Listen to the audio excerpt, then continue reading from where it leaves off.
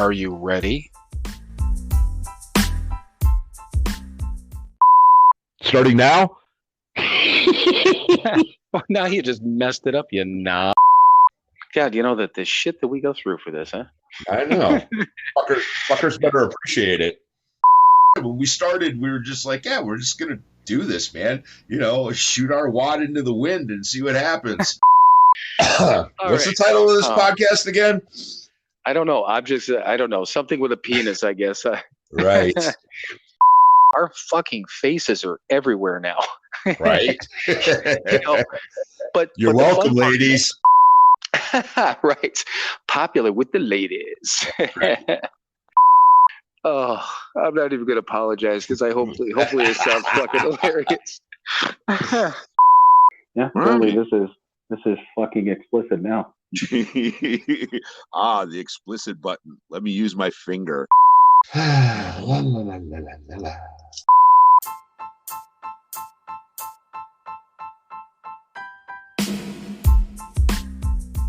It is time for another episode of Sober, Not Mature. And that episode starts now.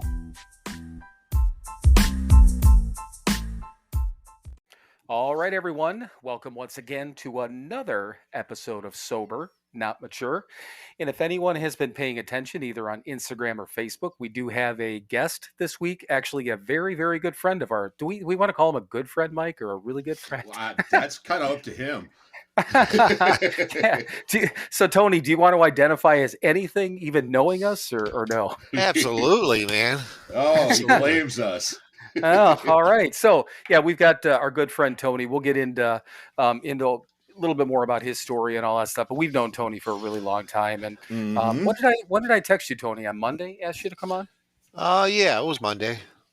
Yeah, and I mean, it's one of those things where where we come from, usually and I'm probably thinking that you probably looked at this more or less like somebody asking you to lead, and usually, we try not to say no if we can, if we can get around not saying no, we try not to. But Tony Right. was able to literally work things out with work and was able to be here. But yeah, we appreciate it because I mean, we haven't had any of our Cleveland friends on yet, so that's where Tony's from. But he'll get into that in a minute. So a couple other quick things. So first of all, Mike, did you see that today is our 11-month anniversary of the podcast? I believe I saw that.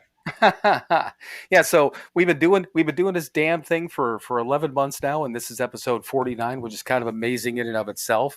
But yeah, so one more month, and then we can. I'll have to search out that guy that wrote that article that said that 90% of the podcasts fail in a year, and then by month 13, then after that we can fail. So we're good.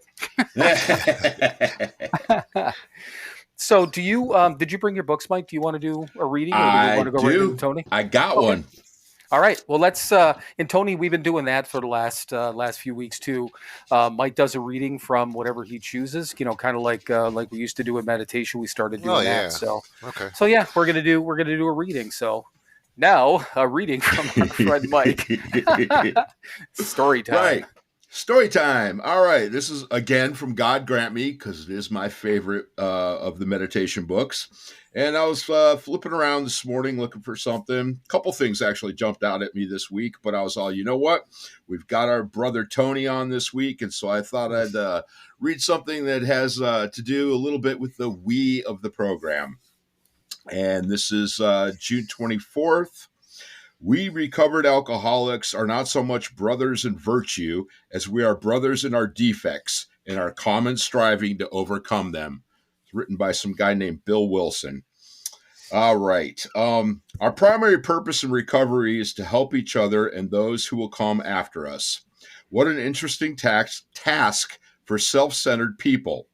By helping each other overcome defects of character, we forget about ourselves, and the voice of our ego grows less intense. The fellowship of recovery works to break down our self-centeredness and to remind us that we cannot do it alone. We must never forget that it is in the we of the program that we find relief from the me of addiction.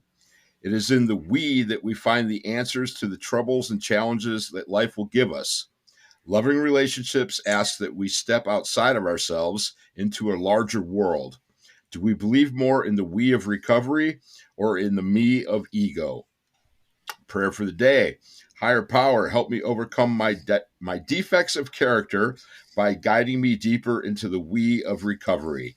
Today's action says actions because this is a program of action.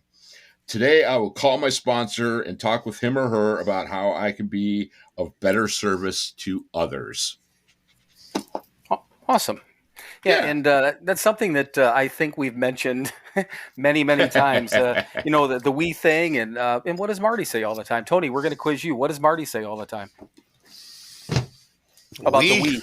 Yeah, I was actually just focusing on what threw me off was me and Mike used to do group and early sobriety together, and when you started doing the readings, then it kind of reminded us of sitting in the group room at the old Rock, the Keating Center, the 117th house. And when you were reading it, it just brought me back to those days, and it was pretty awesome. Nice. Right? Cool. And I'm having a brain fart because I'm under pressure. But no, Marty used to just say that I get drunk and we stay sober. Oh, yes, yes. Yeah, but one of the things that and how did don't worry, Tony, he does that shit to me too, and half the time I don't know what the hell he wants, so don't feel bad. I'm trying to acclimate to this. This is a little different.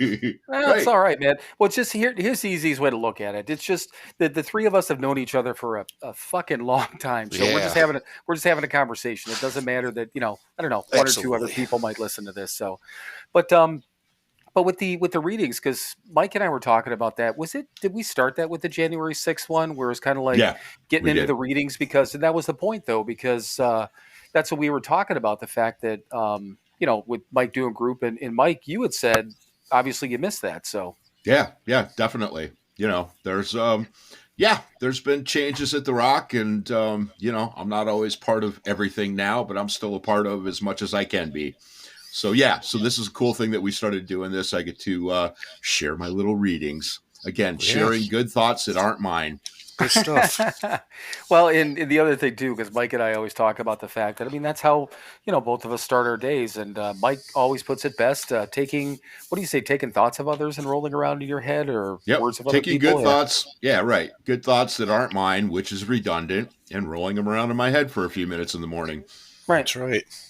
Yeah, so cool. But in when it comes down to, in Mike, I guess I'll ask your opinion on this. Mike, usually whenever we have a guest, and we've kind of come to a little bit of a structure format type of thing, but I think it's going to be a little different with you, because obviously we've known you again forever. But Mike, do you think should we have him do like a short version of the how we got here type of thing and talk about sobriety? It's up to you. I don't care one way or the other. I heard it before. I know you have. Yeah, I know. I was about to say, you selfish prick. We got a couple other people listening who have never met this man before, so let him introduce himself. Right. And I didn't mean it that way. I was just saying that it's seriously one way or the other. I know we talked about whether talking more about, the sobriety part of it than the lead up, but however we want to handle it. You know what, honestly, we could cut you off whenever we wanted to anyhow. Oh, and we will. But so go ahead, introduce yourself, give us some background, and then we'll let this roll wherever it's going to roll. Cool. All right. Well, I'm Tony. Definitely an alcoholic. I'm going to try to just do it the way I kind of do a lead, because that's the only way I really know how to. I got a sobriety date of September 9th, 2012. I'm over 10 years now. Congratulations. And, it seems like after the first 2 years, time just, man, I don't even know where the 8 years went. It just flew by, man. They're like giving me a 10-year coin. I'm like, man, it went fast. But I still never forget the beginnings, man. I still never forget. Even you guys were sober a little bit before me, and I remember sitting in group. Mike was doing groups back then, and he'd come in there every Saturday and do groups, and I would watch. I just kind of I liked the way he presented everything, and it made it attractive to me to try to get this. But yet my ego took control, and I didn't want to buy into that 12-step program yet or anything like that. And, so I tried doing it my way, my ego, everything else, which I didn't see. At the time, I didn't know it was my ego, but it definitely was. So I don't know, man. I got Well, 11 months in. What's that? I was gonna say, we've talked about you a couple of times on this thing, right? Okay. All right, and You must have been. okay. You must have been bored. No, not at all. Not at all. One of my favorite stories, and I think I've told it a couple of times because it's come up in different actions. But you came into this program this time to prove us all wrong, to show us that this thing didn't work. I'm right in that, right?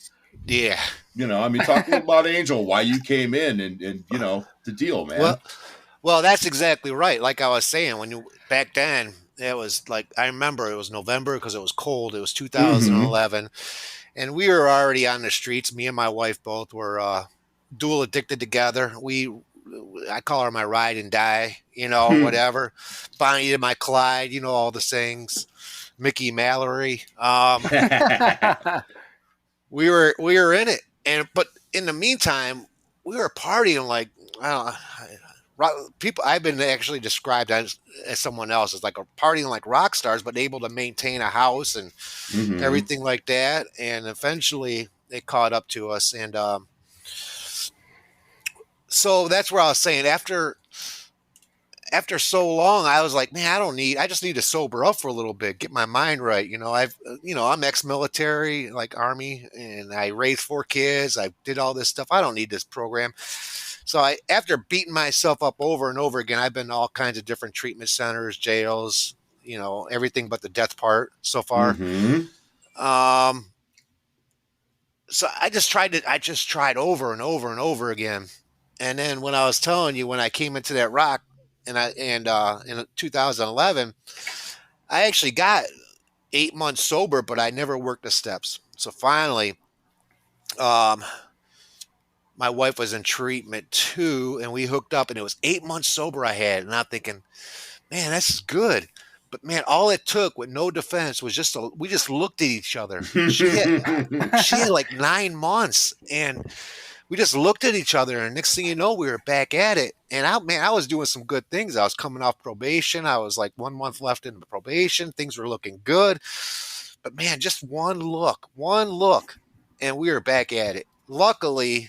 Unluckily, but luckily, I reported to my probation officer, and she said, you're going to have to take a urine.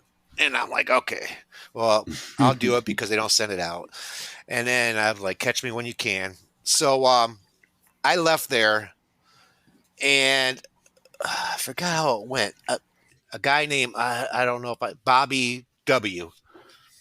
I was walking in with him after a relapse, and he's like, hey, Tony, what's going on? Why do we keep doing this? I said, I don't know, Bobby. I said, you know what I'm going to do, though? I'm going to do something a little different this time. I said, we're carrying our Keating Center luggage back through the gates, Wait, okay, stop there. Explain right. Keating Center luggage. All right, garbage bags or totes or whatever. So if you're fancy, you had a tote, but I had a garbage bag. Yeah, so did I. A big plastic garbage bag that you use for leaves if you were lucky, or just a regular garbage bag, whatever. Sometimes a grocery bag, whatever. So he's like looking at me, goes, Tony, why do we keep doing this? I remember this to this day, man. And talking about it just now, it takes me right back. Good. And I said, man, I don't know, Bobby. I said, I'm going to try something different this time. I'm going to do these stupid 12 steps. I could swear on this. Oh, absolutely. Fucking A right, you can. I'm gonna keep it just like I said, Bobby. I'm gonna fucking do these 12 steps, and I'm gonna fucking relapse, and then fuck you, AA. And that's exactly my conversation, because I was so angry, so full of anger, man, that I keep doing this, and it's not getting any better. So I said, I'm gonna do them, and I'm gonna do them thoroughly, man. I'm gonna do these so right, and when I get done with that 12 step, I'm gonna go out and relapse. Yep. Well, here we are, 10 years, the short version. Exactly. And that's the story I've told, man. You walked into the rooms and said, I'm going to prove you motherfuckers wrong. I'm going to show you. Yeah, right. Yeah, I'm going to show you. I'm going to work these steps to the best of my fucking ability to Yep. prove to you assholes that this doesn't work. Yep. 10 You guys years are all later, just you're still sheep sober. or whatever, but there I am. Well, I guess I'm part of the flock. the first time that I heard that story, I was still up in Wisconsin, so you got to figure it was 7-8 months ago. We were Yep. talking about something, and then Mike brought, and again, you've been brought up into a couple of conversations, and that was one of the first ones. Yeah. And he's like, yeah, he goes, Tony came in and he goes, he did the steps trying to prove it wrong. I'm like, wait a second, what? And I'm like, how did I never hear that? And he explained that to me. I couldn't stop laughing. I'm like, that motherfucker has to come on here now. So I'm like, we need to talk about this shit. I'm like, that's fucking beautiful. Because at that time, I mean, you hadn't hit your 10 yet, but we knew you were 9. At that point, Yeah. I thought you were 8 or 9, in that area. But I told you it goes by fast, Bill. oh, I know. It cracked. Seriously, I couldn't stop laughing at it. It was fucking hilarious. So when you were going through that process, at what point do you think, or what point were you at when you were like, okay, this I've changed and I want to do this? Where did that light bulb come on, or however you want to call it? So I guess really where it's, I got my first sponsor, and I was just so full of anxiety and everything. He kind of like, well, he didn't have time for me. Let's just put it that way. Mhm. I don't blame him, because I was like, okay, I was trying to do it so thoroughly. I was calling him like every 5 minutes, and I'm looking back at it, and I'm like, what an idiot I was. I was like, all right, what step do I got to do? What do I got to do this? What do I got to do? And he finally ended up letting me go. And then I remember Todd P., who's no longer with us. Right. You with me? Oh yeah, yep. Oh, yeah. Okay, so he led that one time, and he was saying he was ex-army and this and that. And I'm like, okay, let me ask him. And he looked at me and he says, all right, I'll work with you, kid. And he's like, didn't have high hopes with me. I could just see that in his face. But whatever. I got a sponsor now, and I'm doing it.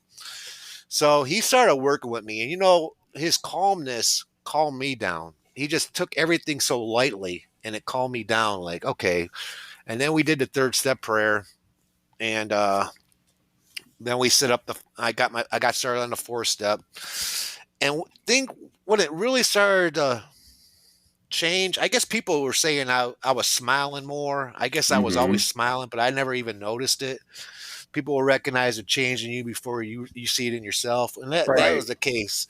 And they said I'm happy now, and back then I didn't have anything. My wife was gone.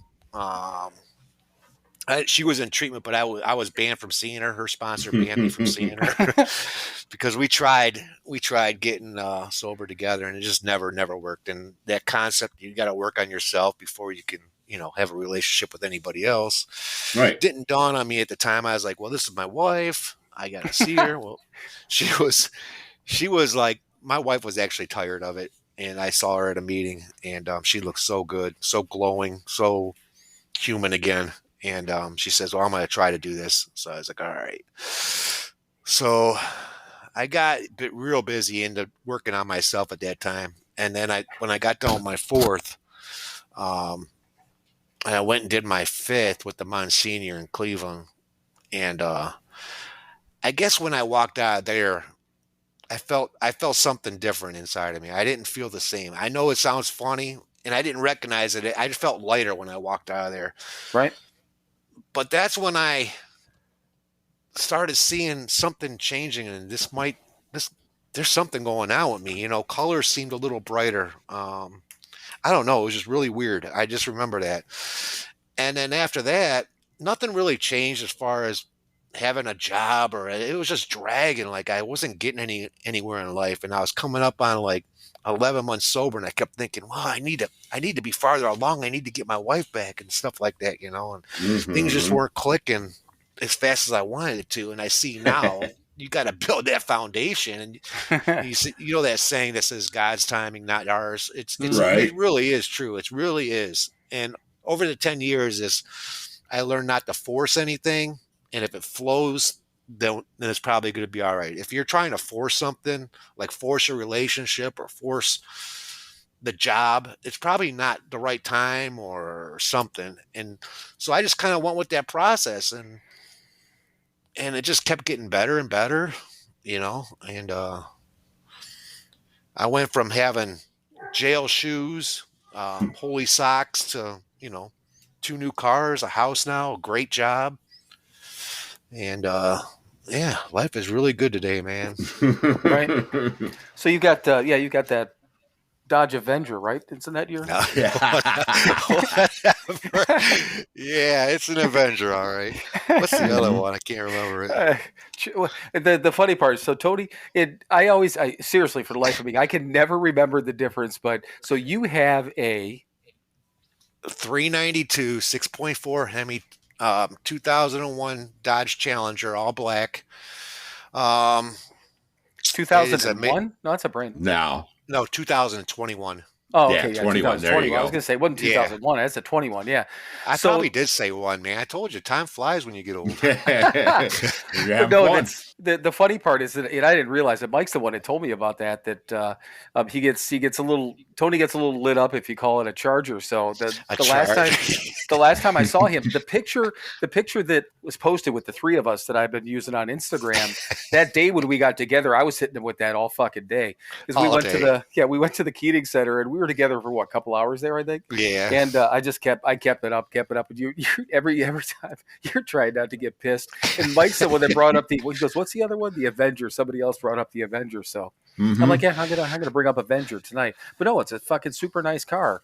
But I mean, that's the thing, though. Like you said, I mean, so you obviously and Angel are still married. How long have you guys been married now? Yeah. So we ended up. It was pretty cool. We ended up redating. It was almost like we were married, I think, 12, 13 years at the time. And it was like a reset button on our whole relationship. It was weird because we had to restart dating. We weren't even sure if we wanted, because we were apart for quite some time. Right. And we weren't even sure if we were going to get back together, We started the redating thing, and I was taking her out to dinner. Long story short, we ended up getting back together and moving back out together. And so now we've been married. I think 25 is coming up. I hope she's not listening because she'll know right off the rip to the second. Right. Yeah, that's their job. Chris is the same way. She remembers all the dates and shit. And I'm like, I don't know. I know. For a second there, I'm like, "Fuck! I'm sorry I asked you that. I should have just said, yeah, you've Bill, been together forever. You've been together forever." It really has been. But no, I mean the thing of it is, in that, I mean, obviously in 10 years there's been you've gained, and it was obviously that it sounds like to begin with you had that slow progression, which is what I had. I mean, I used to get so fucking pissed, like you were saying, when's this shit gonna get better, man? I mean, it's good, I feel good, but I want this and I want that. And when you were talking about patience, I heard Mike laughing because I mean he and I talk about that all the time because I'm still to this day I'm so impatient, it's ridiculous. But yeah, I mean, it's got to happen in whatever time, So next question. So you mentioned like God's time. So and I guess I don't even know the answer to this question, but from a higher standpoint, what do you consider to be your higher power? The typical thing, and I try to explain it to the guys too, the way I understand it is a God is someone you believe in as a higher power, and your God could be almost anything. I mean, I don't believe in a tree being my higher power or a door or anything like that, like they say, but I have no concept of what God, I just know there's something greater than me out there. So when I say God, I'm saying it's my God. You understand? Sure. Does that make sense? Oh yeah, so absolutely. I don't have like I was brought up Baptist, and I was forced Baptist religion. I learned a lot of stuff. I learned a lot about the Bible. I know a lot of stuff. I forgot a lot of stuff, but if someone brings it up, but it comes back to me pretty quick because that's the way I was brought up. I never got anything. I went to religious schools the first 6 years of my life. I was in church every Wednesday and Sundays morning, Sunday afternoon. So that never really did anything until I found this program and I got a relationship with my higher power Right. that I can understand. And of course, I call him God because it's my God, you know. And so, as the way I was brought up, religious, like I don't know how to really explain it. When people struggle and they're talking to me about their higher power, that's what I tell them. I said, there's something greater than us. And I felt it. I could see it. I could see the change in my life. It's proven to me that I tried it so many times, every single way, man. I got sober at 44. So I had 44 years of trying it my way and nothing worked until I bought into this program and I got in touch with my higher power and I could feel something inside of me. Like, I mean, really can. Um, I was convinced that there's something greater out there. And so that's my God. Does that Right. make sense? Oh yeah, and I was just asking because I mean, obviously, and we've talked about Mike's affiliation. Obviously, he's an atheist. Mm-hmm. I consider myself pretty well. I mean, I line up kind of like with exactly what you're talking about. I can't put a finger on it. I couldn't draw a picture of it. If Right. nothing else, at best, I'm probably agnostic. But I mean, we've got. I mean, how many friends of ours that are true God people, Hmm. and Yeah. I didn't know with honestly, Tony, I didn't know, and that was a legitimate question because there's so many different people that we run across from, especially in our whole group of friends. There's people that have different mindsets and conceptions, and I guess my point to all that was, like you just said, it doesn't matter as long as we realize it's not us, right? Yeah. And Exactly. I can't explain it. So when someone asks me about that, I don't have no real answer except for I know there's something out there. I felt it. I've watched it work in my life, and I can't take credit for. I just do the footwork, man. That's I it. I feel something inside of me, and it's like I call it my God conscience, and everybody automatically thinks it's but it's my God conscience, and I feel like something inside of me that tells me what's right and wrong, and I actually listen to it nowadays, where before I wouldn't. So Right? No, I get it. I get it. But yeah, because I mean, Mike and I have talked about that before, and I mean, and Mike, you say it all the time. I mean, you take the action, you do the stuff. You have no idea who you're talking to and what you're doing, but you still Right. do it, right? that's right. Absolutely. Yeah. Yeah. Just like Tony working the steps. I don't know if this is fucking gonna work, but I'm gonna do it.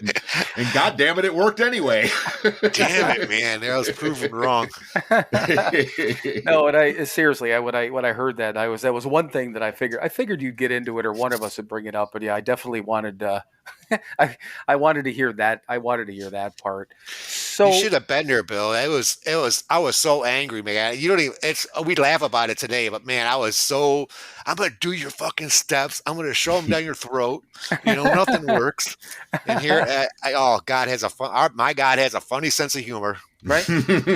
Well, and I mean, when I came in, I had I don't know what I wanted, but it wasn't my desire to stop drinking or anything like that.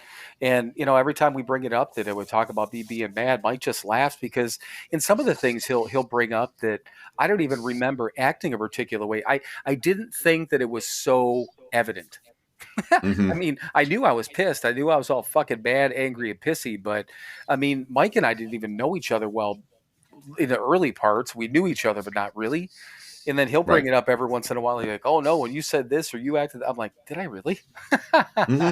like, Well, once again, a wonderful example. We think we're getting over on other people, and we never do. Drunk, sober, high, whatever. Nope. Everybody around us knows exactly what the fuck's going on with us, even if we don't. right. So with the and I think well maybe you did touch on it to begin with, Tony. So you went through the Keating Center, same as Mike, same as I did. How long? And again, I don't remember. How long were you involved in the Keating Center? What was your process through that whole thing? Well, technically, I kind of still am involved with it. Well, I mean, like, Right. yeah. Oh, you're right. No, I get that part. But hopefully, you know what I mean. Like, you were living there before See you you moved out on Sunday, your own. brother. Yes, I'll be there. Thanks to me. Mike's like, oh, you bunch of can't drive in the snow. Dude, my car. I went to the meeting on Sunday, Hmm.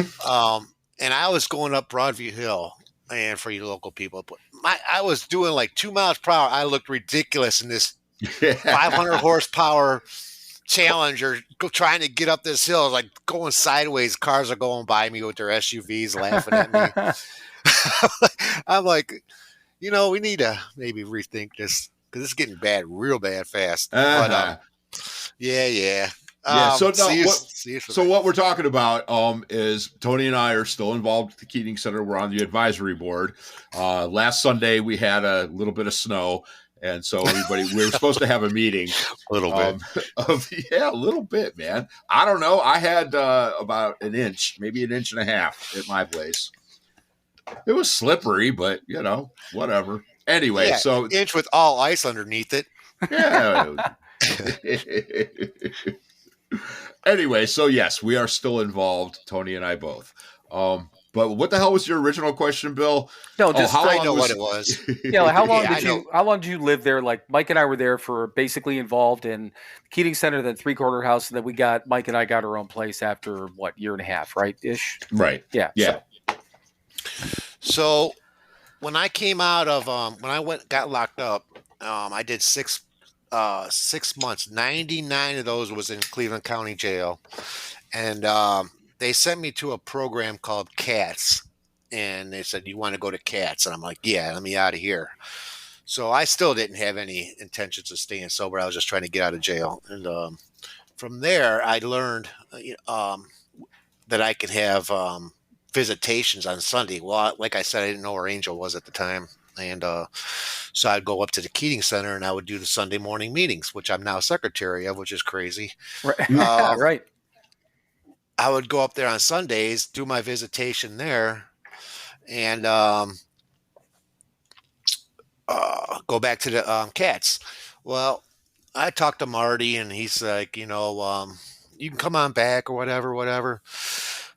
But I ended up going to a program called Open Door. It's a reentry program on 55th and Woodland. And I got there. I knew the Keating Center. I just wanted something a little bit different. But lo and behold, I ended up every day, because it was like a 3/4 house. But every day I would go back up to the Keating Center and I would sit there in groups. I could have been anywhere else, but I actually sat in groups. And I actually started applying it. And then I ended up staying there for 13 months, so 18 months locked up at Open Door altogether. But like I said, most of my day was up at the Keating Center. So technically, it doesn't really count that I was in the Keating Center, but I was there. Well, it all counts. Eh? People would always say, "Tony, what are you doing here, man? You got all this freedom and you're coming up here." I said, "Man, I'm done. I'm beat up, man. I got to try something different." Right. So you and we had, when at the time that we were there, actually at like halfway at the Keating Center, there'd be plenty of times, right, Mike, that I remember people would come up and just hang out and sit in groups. I mean, I think they were allowed. Yeah, people were allowed to do that, I believe, especially people that were trying to, maybe trying to get a bed or whatever. That was the point, because there was for anyone, and I don't even know that we talked about this ever, but there was always a long waiting list, especially more so in the cold weather months, but certainly even in the summertime. And basically you'd have to call if you were trying to get in, and when there was a bed, then there was a waiting list, this whole bit.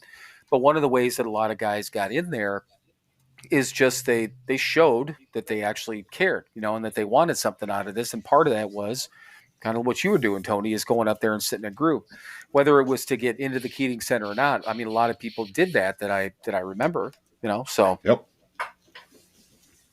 But yeah, so, you know what? Actually, looking at the time here, what do you think? Time to take a quick break, Michael? Yeah, absolutely. Absolutely. So we're going to take a break here, grab a cup of coffee.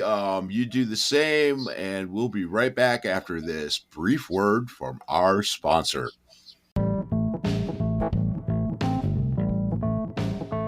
Hey everyone, it's your friends at Sober Not Mature. Hi there. And, yes, it's both of your friends this time. Hi Mike, how are you? I'm well. How are you, Bill?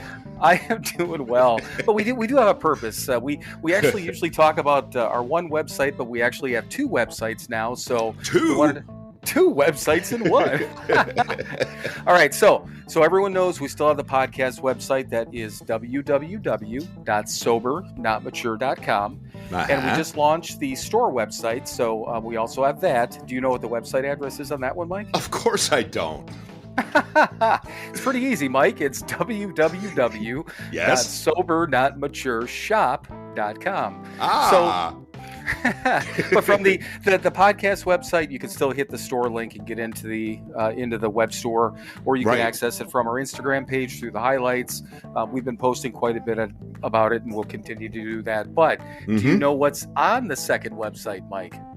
Well, there's a store. There are products that you can purchase for you and your loved ones. Well, Mike, do we still have merchandise? We have merchandise. Well, we got T-shirts and coffee mugs and all kinds of crap. And one of the coolest parts, we also do have all the recovery books from Hazelden, which is kind of a big deal. That is a big deal. Yeah, at least for us. So all the books that we read, God Grant Me, 24 Hours, the Big Book, the 12 and 12, all of those books are available for sale on our website. And once again, that store website is www.sober. Trying to help, man. I know you are. You're not helping, though. Okay, now I got to say www.SoberNotMatureShop.com. .com. Visit that today, or visit the podcast website, which is, again, the podcast website. So www.SoberNotMature.com. Did you just say sober but not mature? Yeah, sure. Write that down. Yeah, like fucking mush mouth or something. All right, everyone. You've suffered enough with this, and we'll get back to what we were talking about previously. So visit the websites, though. All right, welcome back. Hopefully you enjoyed our new promo. You know, when Kathy listened to that, she had said that after listening to it last week, she's like, that's kind of funny. I'm like, I know. She says, Mike kept messing up on purpose. I'm like, that was the point. You know, I said, he's just popping in there, popping out. We're trying to get some shit out. It wasn't on purpose. No, it was completely. But I was like, I knew that if we did it off the cuff, it would be a lot more fun. Still getting the information out there, but certainly a lot more fun. But yeah, so that that was the other thing too. So the web store now has been open for 1 week and 1 day. So that's been kind of fun. So yeah, we're in the process right now. So obviously we got the Instagram page set up. I signed us up. Did you see I signed us up for we're on TikTok now? I heard something about that. I stay away from that Chinese malware, but yeah. Yeah. Well, so I did that because of there's a lot more. Chris had said it. Kylie had said it a long time ago. Kimmy said it too. They're like bigger audience, blah, blah, blah. So I haven't done much on there, but I'm just trying to post things, whatever. But then also there's a channel through Shopify that you can set up and actually hook up through Google. So I'm in the process of getting that. So in normal searches, all of our products and items on the web store will end up showing up in Google searches too. I mean, through this channel and directly, we could advertise on there too if we wanted to. But yeah, so it's been kind of forget who said to me, somebody was saying something to me, and I'm like, yeah, it's a lot of fucking work, but I enjoy it and it doesn't piss me off and I'm having fun. It's not like, to me, it's not like work because it just, I don't know, it's got a point to it. So I'm enjoying myself. But yeah, it's a lot of fucking work still. but that's okay. The things that I've learned so far, I mean, it's just crazy. So anyhow, so Tony, you still there? Yeah, I'm listening to you, and I think you're really good at what you do. I mean, I was scanning through just today and earlier, and I'm thinking, man, that takes a lot of time, and it's very cool to, the web store. Everything you're doing, all the posts you're doing, and everything like that. I was like, man, that's pretty cool. The thing of it is, and I don't know, and I'm not gonna try to bust you out, but I don't know how many episodes you've listened to, but so this recording software we're using now, and I say only because it's been a while now, but from like episode 23 is when we got this recording software. But we were doing it through Anchor and stuff like that. You listen to some of the earlier episodes, and they were rough from the audio standpoint.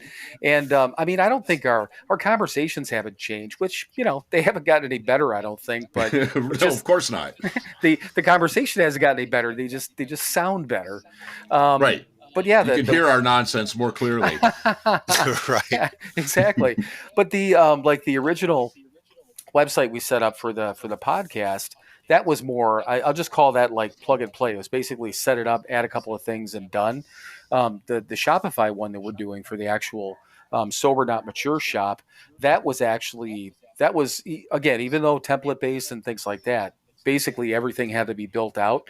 And I was like, I'm like, fuck me, this is some next level shit here. But same thing, even with, just we've learned with this stuff, how everything works with the podcast and everything like that. But yeah, it takes some time, but I enjoy it. And the end result, what the time I used to just literally waste on fucking Facebook, um, the time I spend on Instagram has a purpose now because it's recovery based. The time we spend here has a purpose because it's recovery based. The web store, what we're doing there, yes, we have other products other than just recovery stuff, but it's still, we've got recovery based things. It's all for the same, it's all for the same thing. So it has a purpose, which is why it doesn't bother me so much. Absolutely. And I love this. I don't know what it looks like. Obviously, yours is more.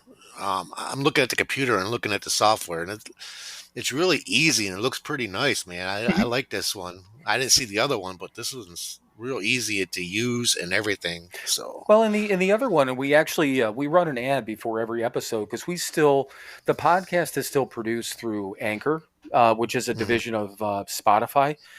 So we still use Anchor to distribute the podcast, and we use it for all our analytics and our tracking and all that sort of stuff. But this just turned out to be to have guests and things like that. This is set to have more than just two people. It records independently, so we're not talking over each other. This is the equivalent of actually like sitting in a studio. So at least we get a better recording, but we still use Anchor.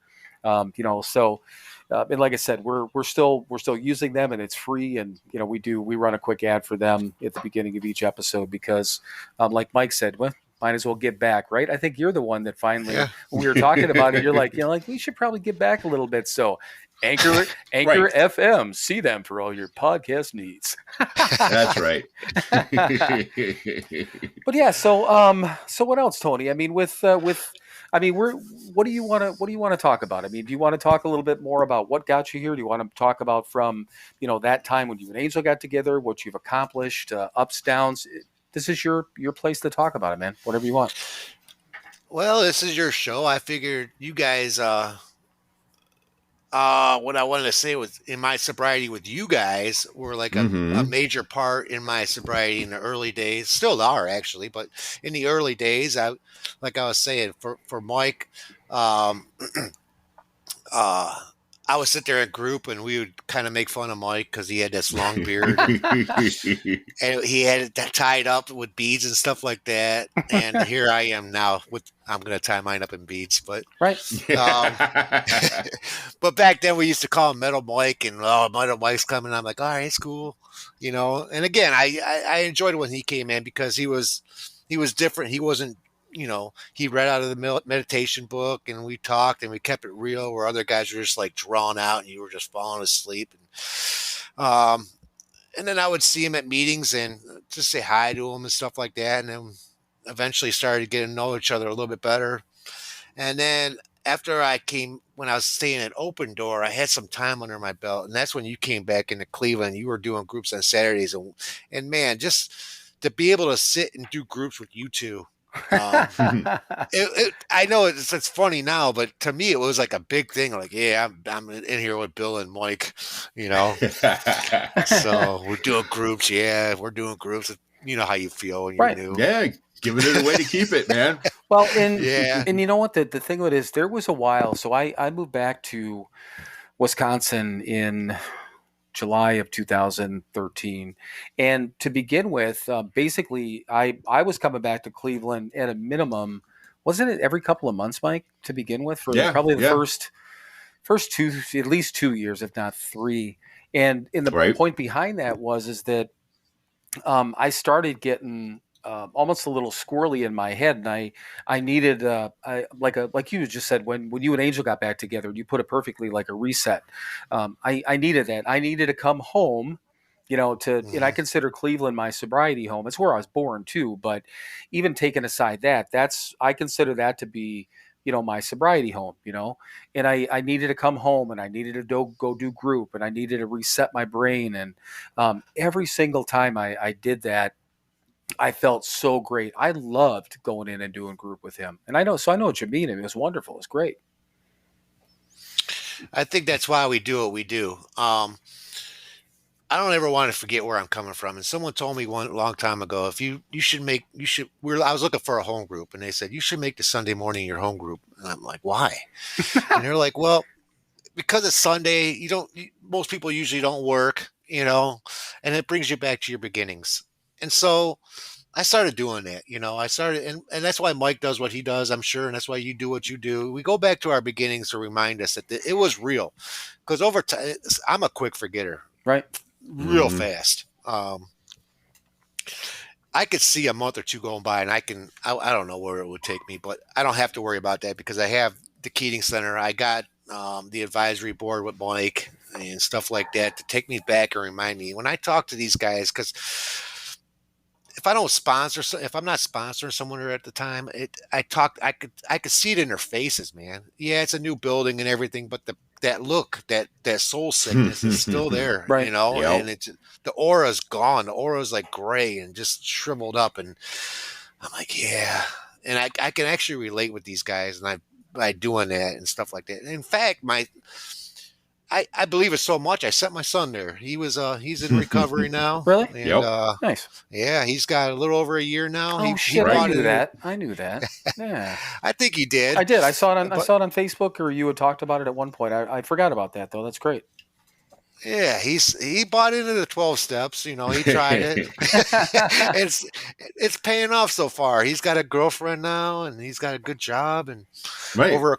Yeah. He does the work and he gets the results. Imagine that. we should keep a track of how many times we imagine that said all the time too. I just think of all these things. Imagine that But I can hear it in Mike's voice. Imagine that. I know. Yeah. That came from Marty. He's the one that always imagine that. But with that is the thing, because Mike and I were talking about before we started doing this. I started listening to recovery podcasts, like, I don't know, it was a year ago in November or something like that. And at the time it was, I needed something to kind of fill. I wasn't getting enough, it was like going through COVID and stuff like that. Some of the meetings all started to go back to in person. So I wasn't, didn't have the online meetings, timing wise with work. All the excuses in the world. I wasn't going, getting my fill of meetings. So I started listening to these recovery podcasts. So basically for half hour, 40 minutes every single day on the way home, I was getting a meeting, which is cool. And then with starting this, I mean, Mike and I, our original point was just get together, shoot the shit, man. If people listen and maybe we can actually help somebody, that's fucking cool. But we committed to this to do it every single Friday, and we haven't missed. I mean, we switched it to a Saturday to accommodate a couple of times Mike's schedule, a couple of times guests' schedule, but I mean, from everything from, and I'm going to laugh about it because I got no other thing to do, everything down to our mom dying. We did an episode that week because we needed to. Our mom died. We'd still go to a meeting, so we both felt that we needed to do that. And I am so, to this day, I think I'll always be, I know I will. I'll be happy as shit that we did it that week. I think we would have regretted it had we not done an episode that week. They say look for the winners and stuff like that, and I know you guys don't feel this way, but that's why I'm a winner. It's okay. I'm a winner.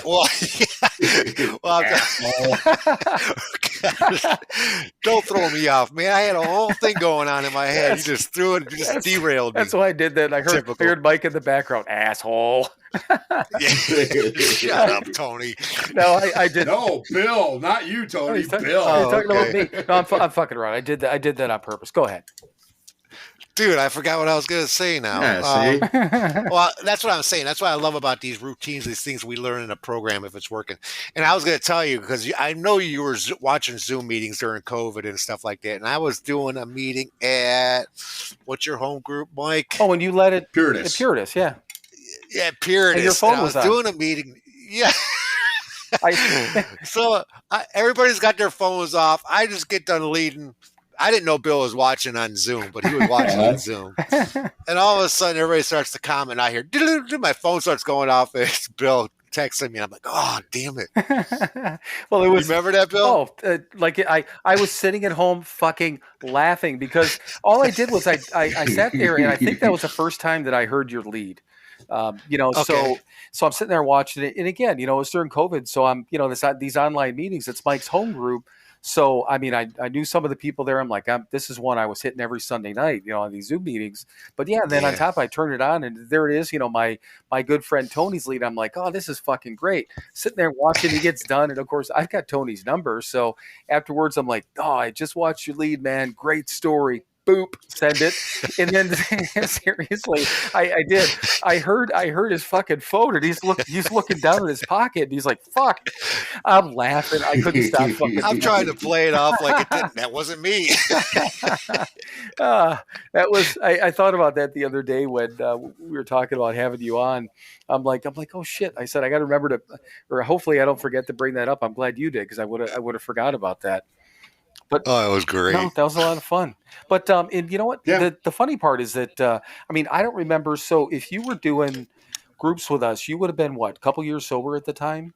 Because I'm trying to remember when. Because again, like I said, I moved out to Wisconsin in 13. So was it after that we were all sitting down in a group?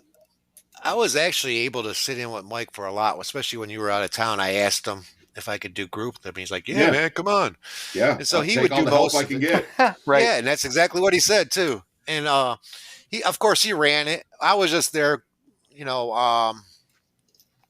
sub or whatever, co-facilitator or whatever, but he ran most of it, and then he would actually pass it along with me, and I felt like, yeah, this is cool, man. But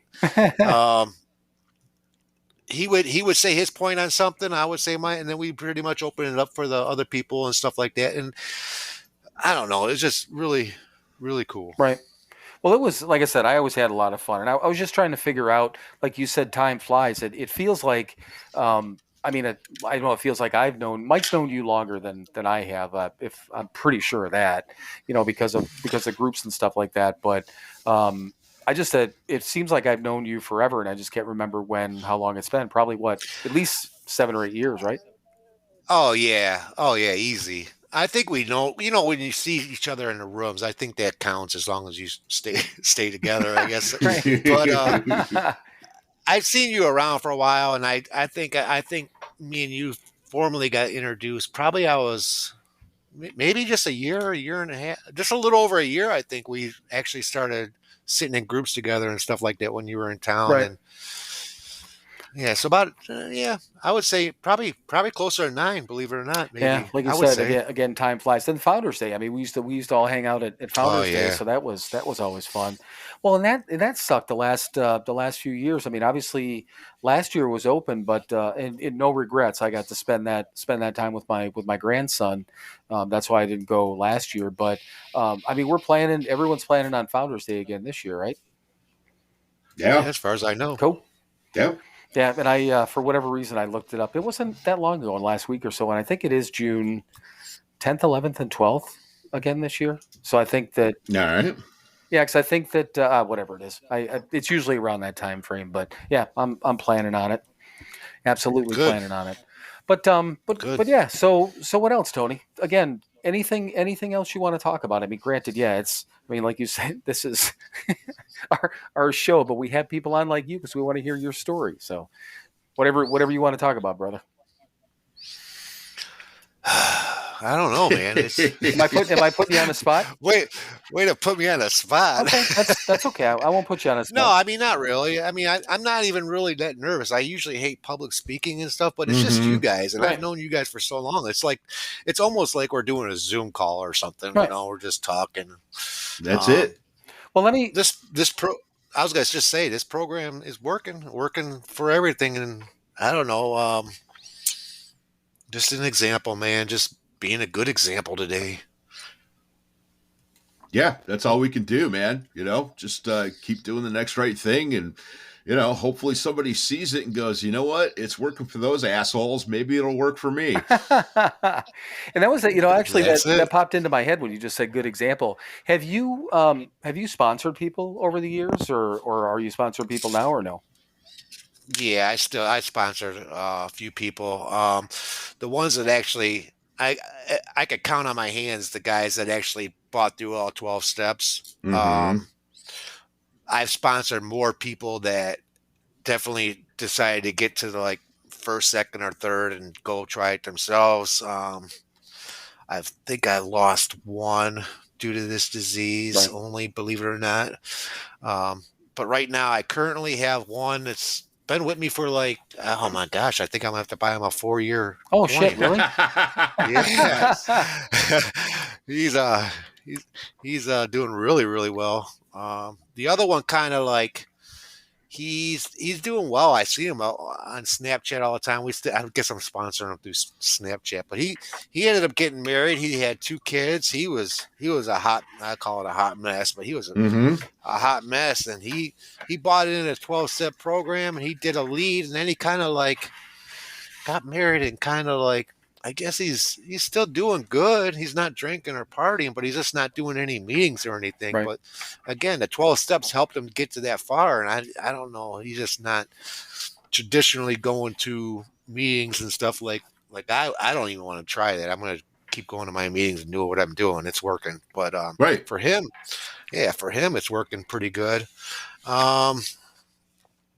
Those are the 2 that really are doing well. They got multiple years. I just lost two guys I was sponsoring. 2 guys.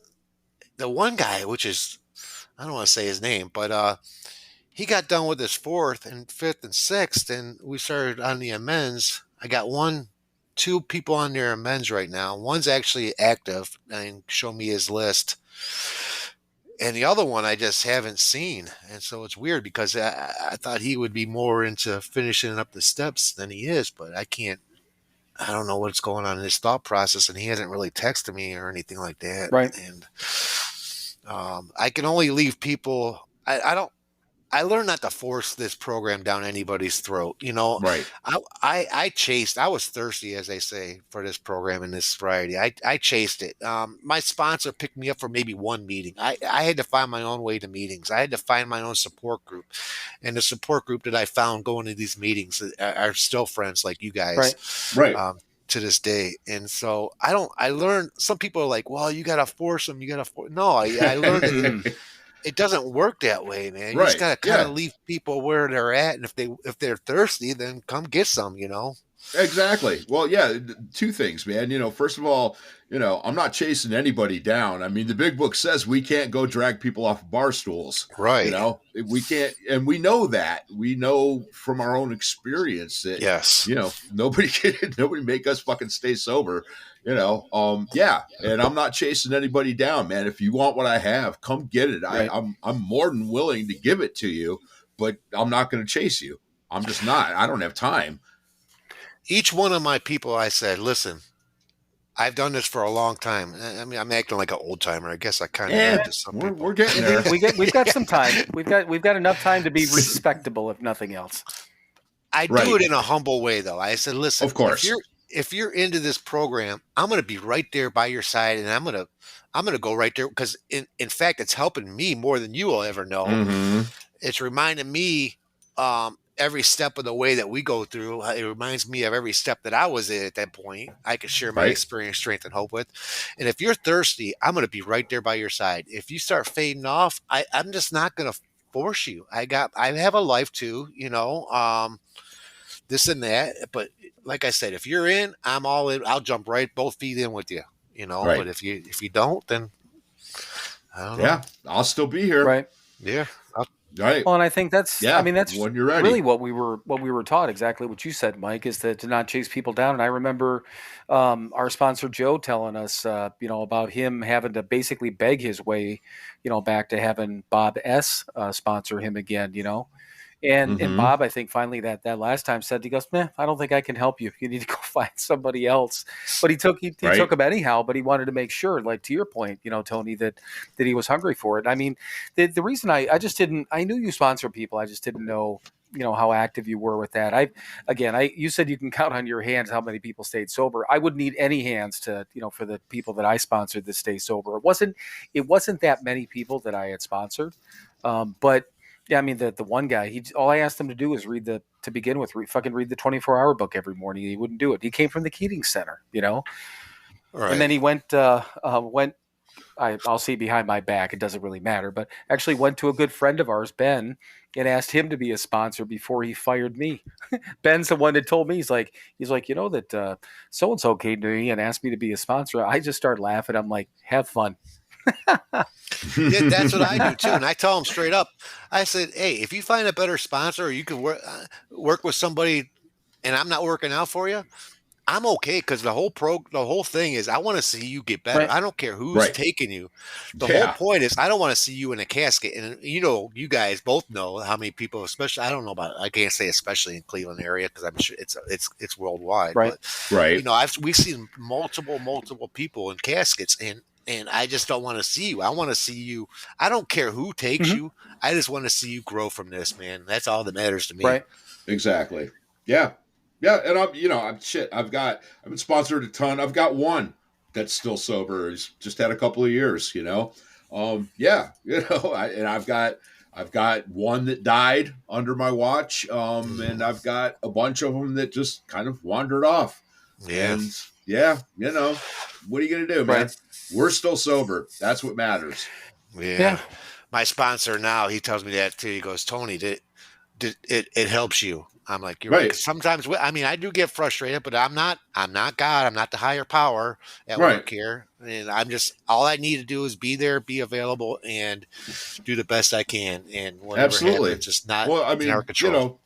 The story, Bill Wilson, man, went to his wife, and he's like, I can't keep any of these guys sober. They keep getting drunk. And she just looked at him and said, yeah, but you're still sober. Right. That's it, man. We do what we can. We can't keep anybody else sober. We're barely keeping ourselves sober. Well, and that's the thing too, that with this whole thing that, with Instagram and this podcast and, me listening to all these, different recovery podcasts, there's thousands and thousands, probably even millions of people out there, doing things different than the three of us are doing them. The fact that we did, AA, Keating Center type of model, that sort of thing. And these people are still staying sober. I mean, would it work for me or you or Mike? I mean, fuck it, I don't know, but it works for them. Who am I to say, right? But if somebody asks, again, for my help, I can only give them what I know. I can't tell them, well, if you do this and you go sit under a tree and pray to the dirt, it's going to keep you sober. I don't know. I never did it before, but so that's the thing, we have to offer our guidance and that sort of thing. But, we were always told, and I know, Tony, you were told the same thing, that, time matters. If nothing else, the three of us have done something right to get to almost 13 years and for you over 10 years. I don't know if it was going to be right for everyone else, but we might have a couple of suggestions for people. Who knows, right? Exactly. What was I going to say? I tell people, when my sponsor took me under his wing, he made me struggle for this program, and he didn't pick me up. I had to find my way to meetings. He didn't buy me cigarettes. I didn't need cigarettes to survive, but when you're new, you're like, oh, you should buy me a pack of cigarettes. I can do something for me, buddy. He didn't. Yeah, he didn't, and I a little resentful for that, but looking back at it, it grew my foundation strong. I knew how to get to meetings on my own. I knew that this is working for me. I'm going to go find, and I sat next to people week after week, and we got a strong bond now, nowadays. And I guess what I'm going to try to say that if I sponsor people, don't expect me to go buy you cigarettes and pick you up and cart you around. I'm not that guy. I learned the harder way, the harder I wanted this, the more I worked for it. to me, it worked out better that way than the easier, softer ways they say. Oh, absolutely, man. The harder we work for this thing, the more it Mhm. means to us, and we're not willing to fucking give it up. Right. I don't Yeah. ever want to do that again. And I remember walking the streets, going to meetings and saying that I never want to do this again. I never want to. I'm never going to do this again. And I was Right. walking in the hood. I mean, the bad part of Cleveland. I'm like, okay, if I survive, then God wants me to live. But I did. Yeah. Yeah, well, you said, what, 55th and Woodland? Fuck yeah, man. Walking. And I'm like 160 pounds back then. Yeah, I was still little skinny white boy. Nobody messed with me, really. I mean, it was like, right? I don't know. It was just weird. But I survived that. And I remember saying, never again, never again. And sometimes I think that was the best part of my early sobriety, was struggling so hard and doing this. Damn right. Like I said, my core people that I see at meetings, I finally had the nerve to sit next to them, and we're truly great friends today. You know, right. Our friend base. Absolutely. Well, and we talk about that all the time. I mean, the fact that I mean the group of people that we're friends with, and I mean, obviously, you know, it's you, it's Michael, it's Megan, it's, I mean, all the women. I mean, obviously your wife, you know, but then all the people that this whole group of people that's all blended together. Any one of us would do anything for any one of us, you know what I mean? Which is great, you know, and we know that we can make a phone call, have a conversation, all that sort of thing. They're a lot of fun, you know, when we get together and play poker and things like that. You know, it's not like we just sit down and like, okay, it's not like we're in a meeting. We have normal lives, you know, and we talk shit and play with our kids and, you know, just have fun, you know, and then, but we know that if we need to talk about something serious, that those folks are there for us, which is cool, you know. But I was thinking, when you said about your sponsor, my first sponsor, was a great guy. You know, he used to pick me up to go to West Park Men's and that was only for about the first 6 months, I think, because then he got sick. But same deal. I mean, I saw him once a week, if that. He didn't come to supposed to come to my first lead at the Keating Center, ended up whatever and couldn't go. That kind of bummed me out a little bit to begin with, but same deal was, I mean, I had to kind of catch rides. I rode my bike. I mean, I did whatever I had to do to try to get to meetings, you know, especially when I started working shit at that factory. I was working from 3 to 11, which took away all the meetings that I normally went to. And there was a meeting up on Lorraine. It was at 7 a.m. At a church up there on the corner, a discussion meeting. And I found that one, and that's the only one I could go to. So I get home from work, you know, at like 11:30. I'd snack on something and then just get up super fucking early, go to a meeting, you know, and then go out and job search because I hated working at that fucking factory. but yeah, I mean, you kind of, I don't know. We just did it. I didn't think about it as being that big of a deal. It's just, I knew I had to do it, you know? You know, I was talking about this, how slow things move, and you think it's going so slow, and we're never getting anywhere. But, I don't know, I was going to like walking and riding my bike, and finally I got a little car that my cousin gave me, and it wasn't worth, I mean, to me it was like a Cadillac, but the windows didn't go down. Anyways, it took so long, and I built a support group up, and I was going to like easy 5, if not 6 meetings, and I would always take off Saturday was my day to catch up on laundry and stuff like that. But I remember when I ended up, because prior I was working for FedEx. And were you really? I don't lost remember that truck. Yeah, I drove for them for 10 Holy years. Shit, okay. FedEx Freight. Yep. And I lost that job, and they actually sent me to a treatment center, a real fancy one, throughout my earlier days before the Keating Center days. But anyways, I was going to like 5 or 6 meetings a week, and then I ended up on God's time. I walked into a place looking for a little job, and the lady at in Ohio Resource Center, she was like the head lady of all of Ohio. She goes, "What do you want to do?" And I said, "Wow, I really like to get my license back, my CDL, and go back to driving trucks, you know." And this was like almost 2 years sober, if not over 2 years. Right. And it was weird how she was there and how we met at that moment, man. this program is crazy. Mm-hmm. But anyways, she goes, I'll tell you what. I'm gonna send you back to school just to get your. Now I know how to drive. I've been driving for like 13 years prior, but I didn't have the resources, the semis, to get my CDL back, and you got to Right. retest and go. She goes, I'm gonna send you to the truck driving school up here, and I'm like, that's thousands of dollars. She goes, I got you. I mean, I'm sure she didn't use those words, but Mhm.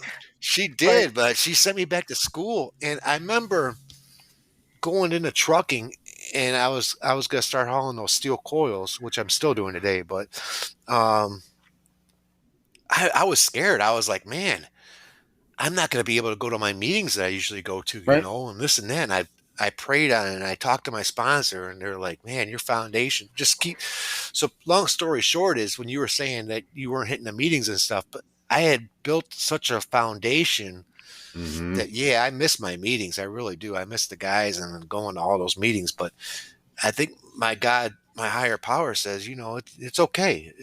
I still got you. You got a good foundation. You got a good group of friends. You know, um, Keep doing the basics. Like you said, I do the meditation in the morning and I do my prayers in the morning. Everything I was Mhm. taught. I don't make the bed because Angel's still in there. But I do everything that I was taught, and I still have my Sunday meetings. Me and Mike are still doing the advisory board. I know he's going to his home group all the time. Right. And trucking, it's just a different schedule than most jobs. Right. You like for the podcast today, you're like, well, can you do a Friday? And I'm like, well, I don't know. Right. Because I Right. don't know if I'm going to get stuck somewhere. But I made arrangements. And thanks for the notice, because I did have to make arrangements because I Right. probably would still be out there coming in. But I got my core foundation, and things are going good today. So Well, and that was when I went back to Wisconsin, and Mike and I have talked about that on here before. But everyone, our sponsor Joe at the time, he's like, you got to hit meetings right away, and I did. I drove into town whatever night it was, and the next day I started kicking around Madison. I went to 2 meetings that day, and then found a club, and kept going to meetings and meetings and meetings. And I started traveling and went to meetings out of town, and again, off schedules over the years based on my jobs, but the only good thing that in like kind of how I felt after the pandemic kind of to begin with, even with the time that all of us had, it freaked me out a little bit going into it, because sure. I'm like, man, because the I think the people that started their sobriety journey during the pandemic, those people are fucking awesome, because I really needed all you guys. I didn't realize it, but I needed the fellowship. I needed you guys. So when that wasn't going to happen and I started doing the Zoom meetings, I'm like, okay, well, that's there. When those start going away, then I felt again this whole like squirreliness type of thing. So that's when I started listening to, again, the recovery podcast. And then we were talking about this. And this has filled, between this and, again, as silly as it sounds, Instagram has filled such a void that I didn't even realize that I had. And I'd like to think that if I got really fucking squirrely, that I would know it, because I've felt it before, and I've done something about it. But that's a scary part. You get out of a routine, and that's how people relapse. Well, you're doing stuff to keep you focused on Right. sobriety, and you're filling your mind up with the sobriety thoughts. And I know because you're so far away now, that I'm sure that's what's helping. Because you learn from the COVID days that you had to do something. We were forced to do something. We were forced. I mean, I was, like you said, I was weirded out, man, when I couldn't go to my Hmm. meetings Right. anymore, and I was like, oh my gosh, what am I gonna do? I'm gonna relapse, because excuse me, meeting makers make it, and this and that. Um, and we've been lucky enough to have a foundation. Like you said, I know a few people that actually lost it during the COVID times. You said the people that got sober during the COVID days are beasts, and you're right. Because we were brought up Hmm. differently in this program, and when it was taken away from us, I was really freaking out about that Right. too. And but I'm thinking what you were saying just now, and you're filling your mind up with sobriety thoughts. You're keeping your focus on sobriety, and that's how you just have to do it right now. And and you start to get multiple years, things change a little bit. And as long as you stick to this program and do the basic things that we're taught, like you're doing it, just in a different Right. way, but you're still doing it. And 10 years, things are going to change. You got to have faith and just keep focusing. Don't lose it. And then, Bill, you're filling your time up with that stuff. And I think it's great, actually, even if it's just helping you, like you said in the beginnings, Right. you know, you're doing it for you, and that's all that matters. But and if you help someone else along the way, that's great. And that's all, like you said, when we do our leads, it's the same thing. You're doing the leads for you, but if you help somebody, hopefully you can help somebody out of it. Right. Well, and, Right? and Mike and I have talked about Absolutely. that several times. And I mean, you said that with going to your one meeting now, because you said the main reason you go to your Sunday meeting now is to keep the doors open, Yeah. man. You know, I don't go to the meeting to, you know, stay sober. I don't go to the meeting to play grab ass with my buddies. You know, I go there to help keep the doors open, man. You know, now I'm the treasurer, co-treasurer. You know, I'm a home group member. I'm there to keep that meeting going. That's the only reason I go. I personally, if I didn't have that responsibility, I don't know that I'd be going to any meetings right now. You know, I don't fucking care. You know, I mean, yeah, Tony, you said, you know, yeah, meeting makers make it. Yeah, in the beginning, absolutely. When we're building that foundation, we need to get those friends, and we need to be a part of something bigger than ourselves on that macro level. But Can you still hear me, Tony? I mean, think we lost Mike. No, I got you. What Okay. happened? Yeah, this happened to us last week too. We'll see if he pops back in. Huh. Well, and it Yeah, I was Actually, talking you're to the breaking guy, up. Stover. He's saying, man, Shit. he kept saying meeting makers make it, and meetings are, I believe, is to teach you. It's like a Hell, fellowship that we get That was like-minded me. people, and that's where you learn the 12-step program. You learn to get a sponsor and this and that. Even the book says it's your higher power that helps us stay sober. As long as you're doing stuff, like you said, to stay focused, stay grounded, keep your ego in check, at least for me anyways, I think we're going to be okay. Well, yeah, and we had talked about too that I mean, I still I love coming back to Cleveland because you know again, not that I didn't like meetings in Wisconsin. I have not been to a meeting like a in-person meeting since I've been here in Indiana. You know, but the whole thing though is that the meetings in Cleveland.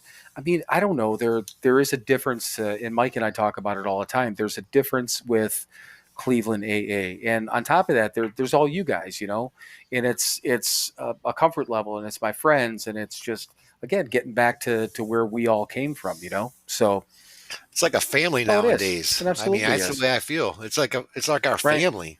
Like you brought up Megan and you and Mike and just everybody. It's like a Right. family. Michelle. Yeah. Mm-hmm. Oh, are you back now? Yeah, I'm back. I have no idea what the hell happened, but I looked down and my internet was disconnected. Oh, really? But I'm back. Yep.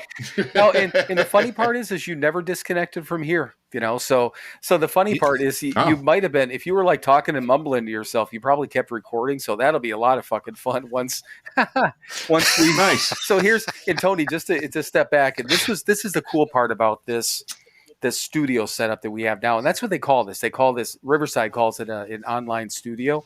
So when you're talking right now, it's recording on your computer and then shooting it up to the internet. Okay. So, and then I can see it. It's saying upload 99% or whatever. So recording. that's what it does. It records each one of us locally. So there's no interference. There's no, even if the internet goes out a little bit, it gets a solid recording and then it shoots it up. Okay. So, yeah. So cool. even though Mike lost his internet connection, he didn't lose connection here for whatever reason. So he might have still been recording. so whatever was recording, you know, it probably shot back up. But that was the cool part. That's the whole point of why this is so cool, because we don't have to worry about that. It's not like a phone call anymore is what we started out with. So, but yeah, so the whole, and Mike, back to your meeting makers make it, and you know, in the beginning, and that's yes. Meeting makers make it and all that good stuff. Yes, the beginning. Yes, we need to build that foundation and our support group and all that. Guess what? I've done that work. The only reason I go to the meeting is it's my home group and I'm there to help run that meeting. But yeah, I mean, going to meetings, fuck, I shot up in the bathroom of a meeting one time. A meeting is not going to keep me sober. What's going to keep me sober is working this program. That's it. That's all that keeps me sober, is doing what I have to do on a daily basis every fucking day to stay away from that first one. And if I do that, I'm cool. Going and sitting in a church basement is not going to keep me sober, because it didn't. I sat in plenty of church basements in the past and didn't work the program and got fucked up over and over again. Today, I don't need to go sit in a church basement. I work the program and I stay sober. 100. So Tony, Mike and I always talk about our morning routine. You just mentioned yours a little bit. So if you want, because we talk about it because we think it's important, and we've been doing it. He and I have openly said we've been doing it basically since day one. So when you get up in the morning, what's your routine every day that you continue to do, with the exception of making the bed on top of your wife? Well, I go to the bathroom. Right. And then I walk and get coffee.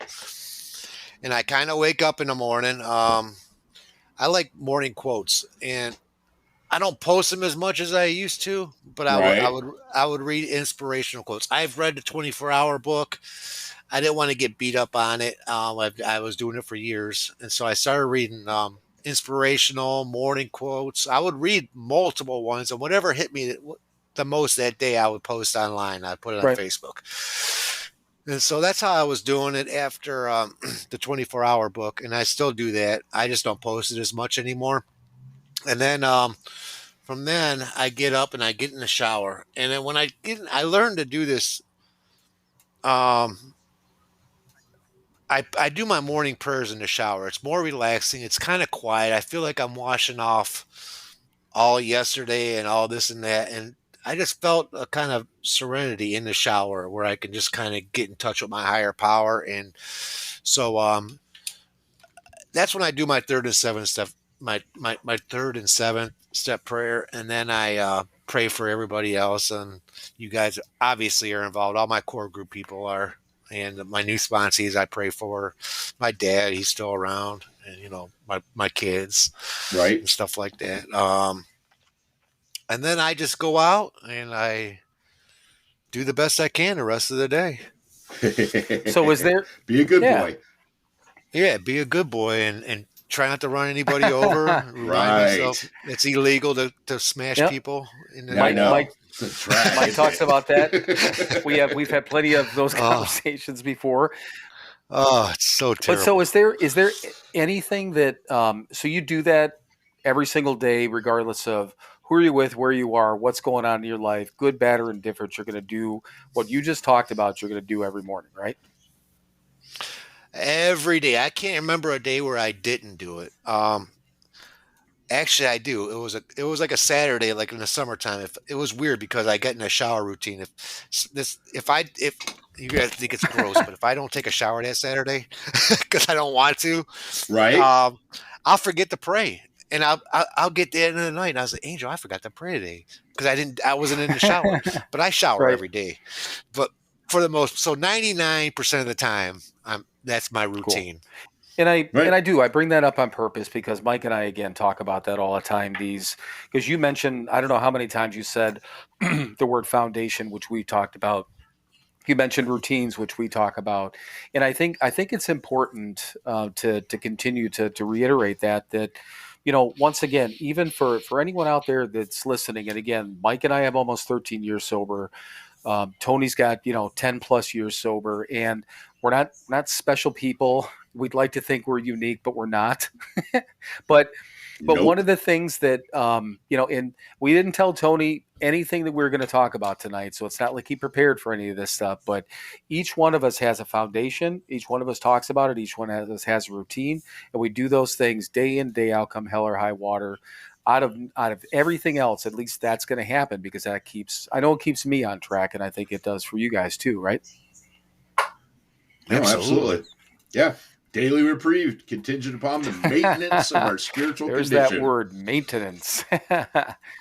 But it is funny. I mean, even people who don't do, 12-step programs and stuff like that, and again, seeing some of these things on Instagram and hearing some of these other podcasts, people they talk about a routine, and it doesn't matter what they're doing, but that seems to be a key for anything like that. Whether it's exercise or a job or a skill, it's no different, man. You got to keep doing the same things if you want to continue to get the correct things. If you want to get the correct results, right? Well, it's been working this long, so I don't think I'm going to change it. And it was funny because, and I don't remember when it was, but there was I think it was a meeting that Mike, you and I both decided that we remembered this, but there was a guy that said, we were still in the Keating Center, actually living there. And he said in his lead, he goes, I don't know when I came up with all the things that I do. And he was talking about his readings, his prayers, his routine, but he said he was actually afraid. He said he'll add to it, but he won't take anything away because he doesn't. He's afraid that if he takes the one piece, that might be the one piece holding together the pyramid. He's like, he goes, that might seem stupid, but he goes, I don't fucking know. He's like, I mean, seriously, what part of my routine could I get rid of? I don't want to find out. Exactly. Yeah. Getting pizza at the end of the week, man. Yeah. It's something that we've done since we were, barely 3/4, man. Maybe even halfway still. We got a pizza on Friday night, man. End of the work week, whatever that day happens to be, I get a pizza. I don't know if that's keeping me sober, but I don't want to find out if that was the thing. Right. And it's a good goddamn thing. We like pizza too. Yeah, I'm sorry. exactly. Go ahead, Tony. I was going to say was when at the end of my stories, usually at the end of my lead, I would tell people, you got to stick to the basics. Meaning, for me, I have to do the prayer. Everybody's going to have a little bit different routine, but you're going to build that routine and that foundation throughout your 12 steps. To me, I am so convinced that this 12 steps. I mean, I'm all about it now. From when hating him and just doing them, like you said, out of spite. Yeah. Yep. Oh, great minds think alike, Mike. I was just doing it out of spite, but today I am fully invested in this 12-step program because it worked. And I tell people, okay, I'll get up in the morning and I do my prayers and this, but you got to go through the 12 steps first. You just can't pick and choose what step you want to do. A couple guys want to just get to their 4th step and they do your 5th step and then stop. It's just, it's a 12-step program because there's 12 steps to it. You just can't pick and choose which ones you're going to do. Once you're done with the 12 steps, then you can just obviously keep doing and keep working these steps the best of your ability. I'm not gonna lie. There's days I don't do the inventory at night. I get up. I start fresh the next day though. I get up and I do my prayers. I do my meditation, and I go out and be the best person I could possibly be. Answer phone calls when guys call me. Stuff like that. That's all. That's all. And you say exactly. Yes when good friends ask you to be on their podcast. Listen, if I could do it for you guys, I would. You already knew. And the thing of it is, it literally it came up because we've talked about you a couple of times, and we had nothing really special. We don't. When it's just he and I, we don't have anything planned. So I text him like, "What about getting Tony on?" He's like, "Yeah, let's go for it." So I truly appreciate you not only taking the time, but rearranging your schedule and doing it on short notice, because one way or the other, it's, you're the first person out of our friend group there that we've had on. And I mean, we just got to start poking at other people now to get them on. But I mean, we really wanted to talk to you and have the conversation because I think it was fun. I mean, and all of it, I think is, it's all good information. It's just, it's good just sitting down and having the time to shoot the shit with you too. It's really cool. Really cool to be on with you guys. Go ahead, Mike. Yeah. And I mean, you are the quintessential example of if you work these steps, you will stay sober. I tried, Mike. I know, tried. man. Screw it. I know. It's beautiful. It's a fucking beautiful story, man. I'm going to show you fuckers this doesn't work. I'm going to work this fucking program. Oh, I was fully. Oh my god, I was so mad. I can still remember that walking through those gates. And I'm going to do these fucking steps, man. Yep. I'm going to prove to them this doesn't work. You guys are all full of shit. Yep. And yes, we are. Yeah, we're still full of shit. But yeah, imagine that. Out of in a different way, in a good exactly. way. Well, you know what? Honestly, I think that we're almost at all said and done about an hour and a half here, which I think is cool. But probably a decent time to wrap up, though, wouldn't you think? I would think so. Well, Tony, once again, brother, we appreciate you being on, and we'll have to, I don't know, grab your wife next time, or Crazy Megan. We've referred to her a couple of times on there. As Crazy Megan. So yeah, she's got to come on. We got to get Michael on, and yeah, shit. Right. I asked her to leave. For one time. Megan? One time, and Megan, and she did. She gets up there, and we're sitting there, and I'm nervous, man, because I couldn't stand.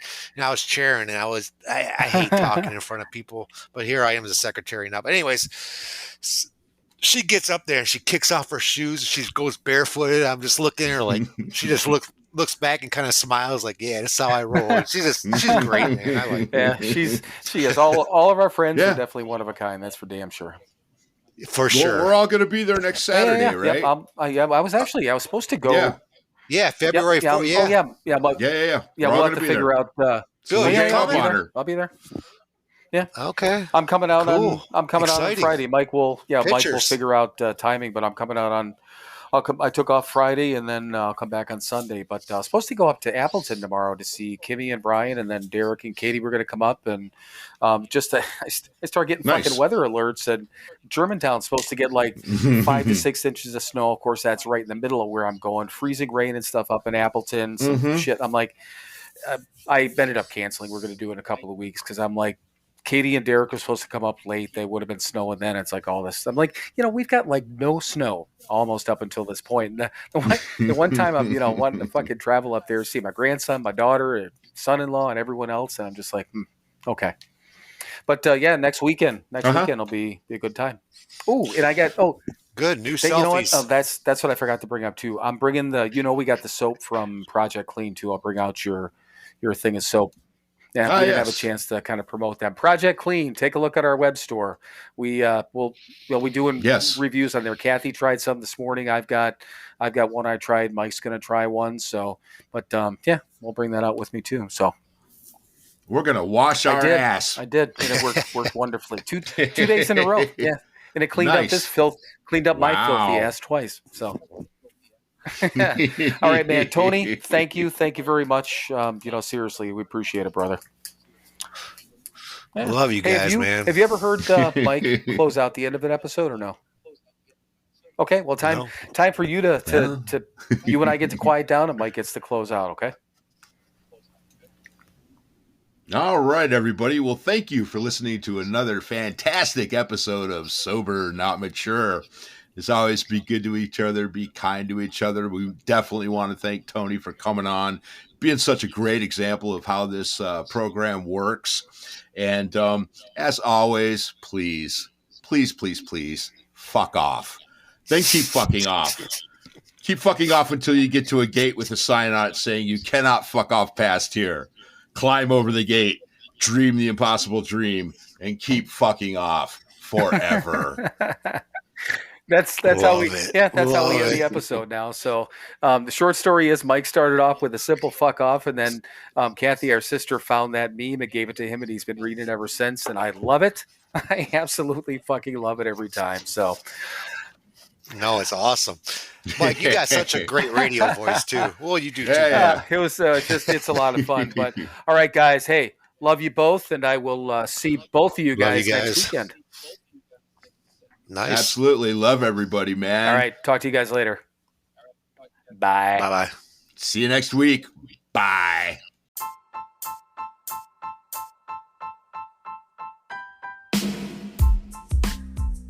As always, thank you for listening to another episode of Sober Not Mature. To access all of our content and interact with us, please visit our website, SoberNotMature.com. Thank you again for listening, and we will talk to you soon.